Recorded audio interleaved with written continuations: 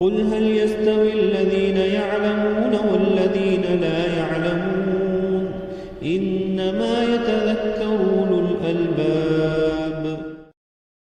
लिहाजा ये कायदा समझने के बाद अब उलमा इकराम ने मसला लिखा है कि शादी के उन्वान पे जो खाने होते हैं, शादी के उन्वान पे जो खाने होते हैं वो खाने का शरई हुक्म क्या है।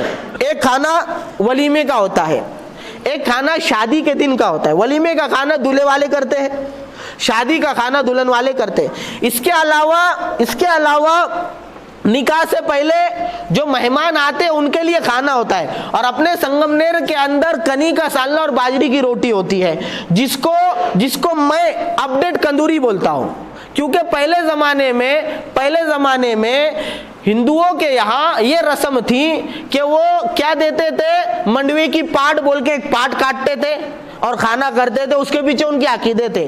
और मुसलमानों के अंदर उससे मिली जुली एक कंदूरी की रस्म थी, कंदूरी की रस्म। अब वो कंदूरी की रस्म हमारे यहाँ बाकी अक्सर नहीं है। क्यों? क्योंकि बकरे महंगे हो गए, ठीक है। अब बकरे 5,000 में मिलते नहीं, तब क्या हो गया, बकरे का गोश्त बड़े के गोश्त से तब्दील हो गया या चिकन से तब्दील हो गया, ठीक है। इसलिए मैं इसको कहता हूँ अपडेट कंदूरी। लेकिन लाजिम पकड़ लिया कनी का सालना बाजरी की रोटी, ठीक है। अलग अलग इलाके में अलग अलग है। तुम रावरी में जाएंगे तो अलग चीजें बनेंगी, नगर में जाएंगे तो अलग, नासिक में अलग, इधर। क्योंकि मैं हमेशा कहता हूं बिदअत हर जमाने में, रस्म हर जमाने में अलग है। अब तीनों का हुक्म सुनो। सबसे पहली चीज तो ये है, जैसे मैंने कहा कि किसी को खाना खिलाना ये जायज है, किसी को खाना खिलाना जायज। लेकिन अगर उसमें ये दो चीजें आ जाए, रस्म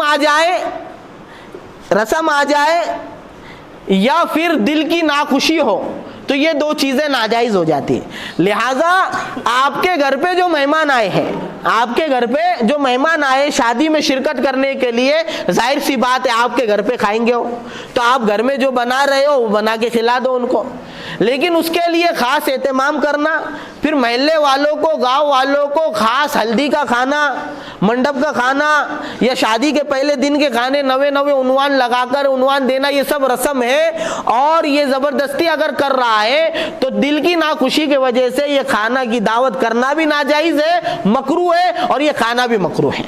ये खाना भी क्या है, मकरूह है। हाँ, जो मेहमान बाहर से आए हैं तुम्हारे घर में, वो तो तुम्हारे यही खाने वाले, तो उनको खिलाना क्या है ये। अब उसके अंदर कनी का सालना जरूरी, बाजरी की रोटी जरूरी, इतने मेहमान बुलाने जरूरी, ठीक है। फिर लोगों को बोलो ना कि मत करो, अपन ने इतनों के खाए। तो ये जो लफ्ज है ना, अपन ने बहुत शादियां खाए, ये माशरे का दबाव है।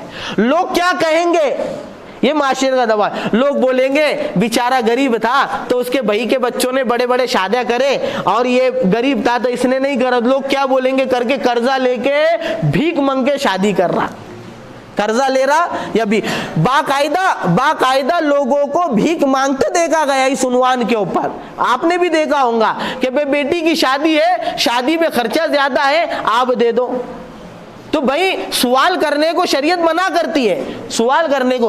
हदीस में है ना, फजाइल सदकात में हमेशा हमने पढ़ा, अल्लाह के नबी ने फरमाया जो माल को बढ़ाने की गर्ज से अगर सवाल करता है तो कल वो यो समझ ले कि वो अपने हाथ में आग के अंगारे जमा कर रहा है। अब जिसका दिल चाहे वो ज्यादा करे, जिसका दिल चाहे कम करे।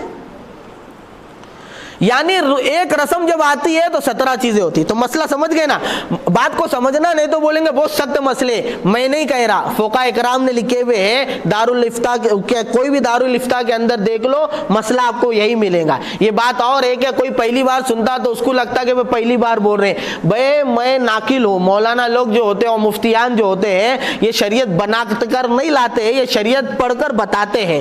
तो ये खाने को नाजायज लिखा है उलमा इकराम ने। अगर ये दो चीजें, रस्म है और माशरे का दबाव है, दिल की नाखुशी, मेहमान जो घर में आए उनको खिलाओ आप, उसकी कोई वो बन नहीं।